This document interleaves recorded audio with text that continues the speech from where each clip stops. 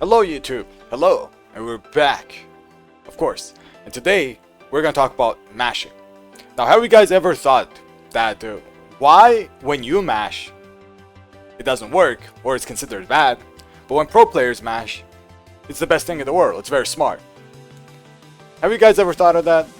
Well, this video is for you then, because I'm gonna explain mashing, how it works, and why it's so important. Now, let's start. Now, mashing as a word, by the way, has a negative connotation to it. Me, whenever I do say it, I do not have that connotation. Because I think mashing is a funny word. I just like the word. I don't think it's accurate with the way we're using it. But I just like the word, and that's why I personally use it. But what does it mean? It means when you're pressing, when you're minus, let's say. Right? For example, a Victor player does World Rank 2. You're -5 here. And let's say I press here, right? Some people might say I'm mashing because I'm minus. Or in any other situation, like I do an electric and the opponent blocks it, it means -5. And he's mashing. He's pressing in -5. Mashing, right? So this is basically what mashing is, or what the kind of connotation it has anyway.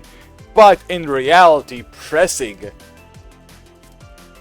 well, not pressing, but it's a little bit more accurate to say that you're challenging frames more than you're mashing. That is a little bit more accurate, but mashing also exists. So yeah, let me explain this. There are two types of mashing. You can call it actually mashing, or mashing. I like to call it mashing, which is you just press for the sake of pressing. Right? You're just -1,000,000, let's say, and you just press something random. Doesn't matter, 4 or 3. You just press for the sake of pressing in the minus frames. That's actually mashing, right? It doesn't really have any intention behind it. That's mashing. The second kind of mashing is intentional mashing, or challenging frames, like I also told you. Now that, the second type, is what's very important and what you will see pro players do a lot. Now let me explain. Now, intentionally pressing and challenging frames is very important because it adds additional layer to mind games, and the attacker needs to think a little bit more to earn their mix-ups. That is why this is so important. Now let me explain this in a very simple terms, and this is going to be very easy to see because Victor is a very good example of this. Whenever you block a Wild Running 2, usually you might get mixed up by, let's say, this Hell Sweep. Right, this Hell Sweep, that's a mix-up. And if you try to duck here, you will get mixed up by this mid. Right, there's a mid and a low here, and you're just gonna get mixed up, and you can't really move away from this, right? Let's say you use movement. The Hell Sweep does track both ways. The mid will track one way, if I remember correctly, or both ways, doesn't really matter, right? So it's gonna be very hard to actually use movement here to beat it, which would be great if that was an option, but we're playing Tekken 8. And mashing is even more important in this game than it ever was, even though it was even before. It was very important, but right now it's even more important. Now, what do you do here? The thing you do here is what we call mashing. We mash. So what do you mash? You mash a jab. The moment you mash a jab here, mid doesn't work and the low doesn't work. None of the two moves I just showed you guys, it doesn't work anymore. Which means the Victor player now has to think about how to beat me mashing. How to beat this jab, let's say. Or if I press something else, let's say I press down jab. How to beat this down jab. He has to think about this. Obviously, he has the option to beat this. Obviously, he does. But if I do press a button like a jab, I might get beaten by whatever option he has to beat that. But if you force them to do this, that's an additional layer they have to think about. That makes sense, right? So they won't be able to just instantly mix you up for free. Now they're forced to do what we call a check. So check your buttons so you don't do literally this and get away with it. They have to either not mix you up, which is not going to stance, let's say, or going to stance and press a button that will stop your jab. But then you have options to beat that as well. Against Victor anyway, maybe against some other characters you won't as easily, let's say, right?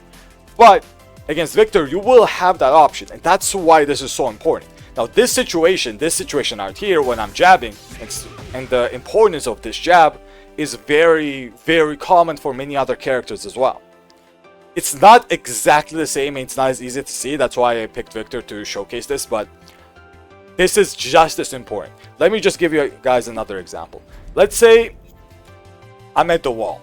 right? And I'm up against the Kazuya player. I blocked an electric. I'm -5. Do you guys think I should never press here? Like, you should just never press, right? You're -5, so it's mashing if you press. Because the way Kazuya players can use these frames, and how most of them will use this, is they will wave dash in your face and let's say Hell Sweep you. And now you're getting mixed up, right? Or if they city 1+2, same frames, right? -5. You also never press. Maybe we'll try to sidestep here. And maybe you can try that. But then they will wave dash, realign, and then Hell Sweep you. So this is also one of those situations why a lot of people may press. You do not want to get mixed up, so you press instead. Which is another layer to force the attacker to think about the pressing, which makes Kazuya players do something like this into nothing.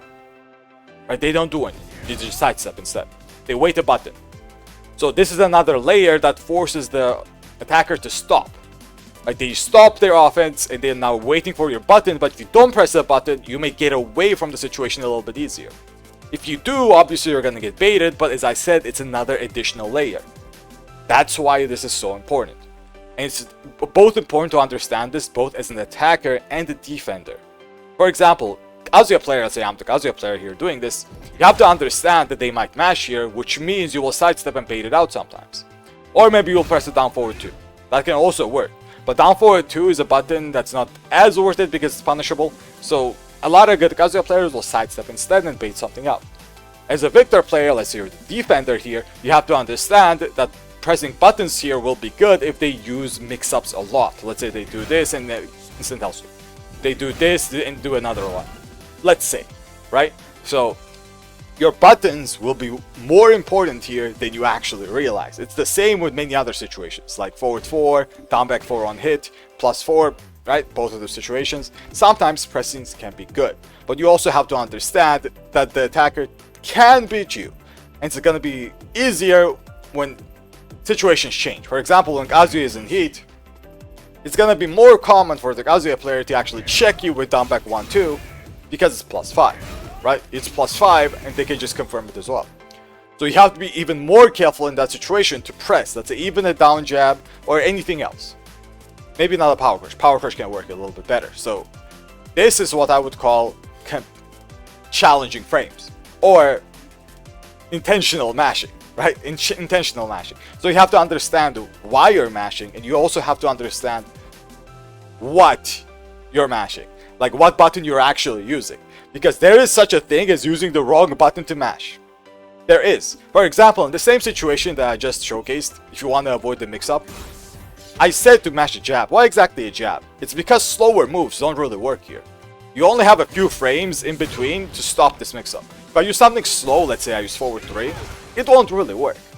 So it doesn't really make sense to use a slower button here without any additional benefits. Right? A slow button like forward 3 doesn't really give anything. Even let's say I'm right.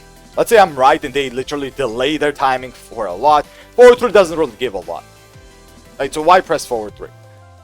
So if you want to press something a little bit better, let's say you have a hop kick and you use a hop kick there instead. A hop kick will beat the low, which is another faster low it will also beat, while also having minimal risk because you will also get floated. So knowing what to mash is also very, very important. That's why it's so good to have a hop kick in your arsenal, because it has very minimal risk when you press it, while also covering some options, even without you, let's say, necessarily reading that option specifically. Right? Let's say I read that he's gonna do a delayed button. He's gonna do a delayed button. Right? And I do a hop kick. That was a hop kick, let's imagine. So I didn't really get heat engaged here because I was airborne. Great. Right? I was wrong, but still, risk is low.